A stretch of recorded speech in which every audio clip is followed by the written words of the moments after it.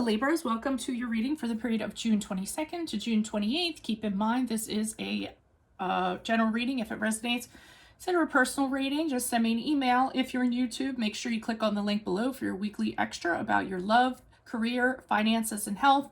In my playlist are my 2020 Sun Moon predictions. What is your ideal career? What is your compatibility with your partner's sun sign? Ask me a question on Instant Go. Check me out on Facebook and Instagram. Like, share, subscribe, donate. Otherwise, let's get to your reading. So we start off here with, this is the energies prior to the week of the 22nd. And I'm kind of getting the King of Cups as you all, actually. I think that you're in some sort of connection or a relationship or a situation, and you're really maintaining your cool. You're trying not to get emotionally involved or blow up. You're trying to consider all aspects, or you were trying to consider all aspects of something before deciding, before saying anything.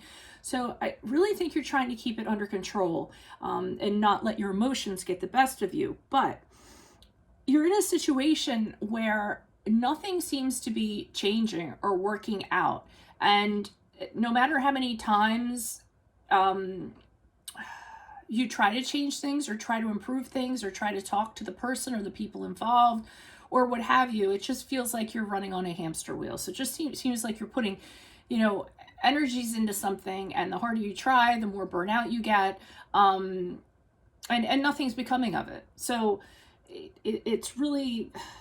And that's why you're kind of keeping your emotions in check, I feel like. Because if you don't, I feel like you're going to blow up, okay?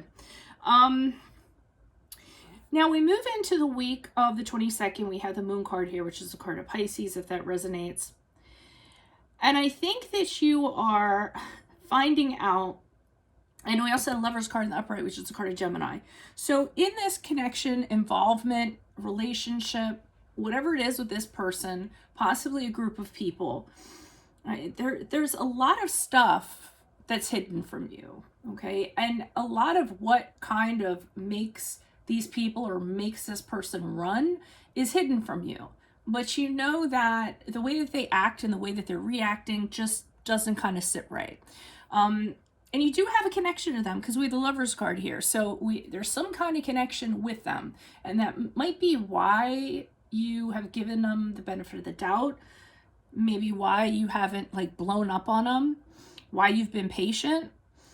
And you're trying to decide what you're going to do in regards to this person, because I don't think they're well, okay? Literally in the head, I think there's something off or imbalanced about them, and you know that. So they tend to do things, get very emotional or just do things that are rather erratic, I feel like. But you care about this person, and you have a connection to them, and a close connection. So I see you kind of trying to navigate through this minefield that they sort of have, and just kind of keep even keel. Now, as you move out of that week, you lose your shit. And I don't even know how else to kind of come about it, but I go about saying that, and I don't mean to curse or, what have you. But here, calm, patient. Here, okay, something's wrong. Let me give them the benefit of the doubt. Let me try to figure it. So I feel like you've been more than patient with this person. But as you go out of the week, you're done.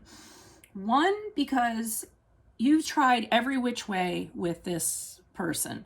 Everything that you could have possibly done to understand them, to whatever. You've been more than understanding and patient, like I said. And this person is still being like a jerk. They don't want to talk about things. They do what they want to do. You try to talk to them and they kind of, block you out, or they just refuse to talk, or they turn their back on you. And they're being really immature about it, especially when you try to communicate with them. So with the King of Cups, now the King of Cups is in reverse. And this is where I feel like you really lose your shit. Because they've pushed you, and I feel like you all are very patient people, but if someone pushes you to a certain extent, you can blow up. There's a possibility you can blow up. And I feel like you just let them have it. Either you let those emotions come out and say, look, I'm not taking this anymore. How dare you speak to me? I really feel like it's a blow up. Now, I don't see whether this person, it affects them or if they're taken aback by it or anything of that sort. But I do see you just kind of being like, oh, I can't take it anymore.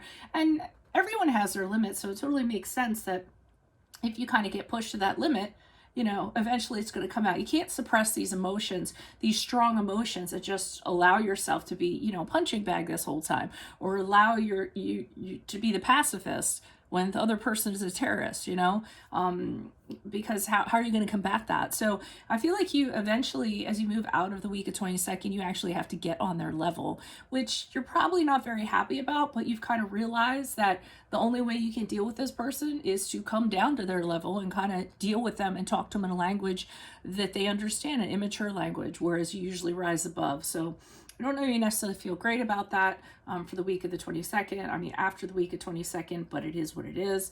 If this resonates, consider a personal reading. Send me an email. If you're on YouTube, click on the below for your weekly extra for your love, career, finances, and health.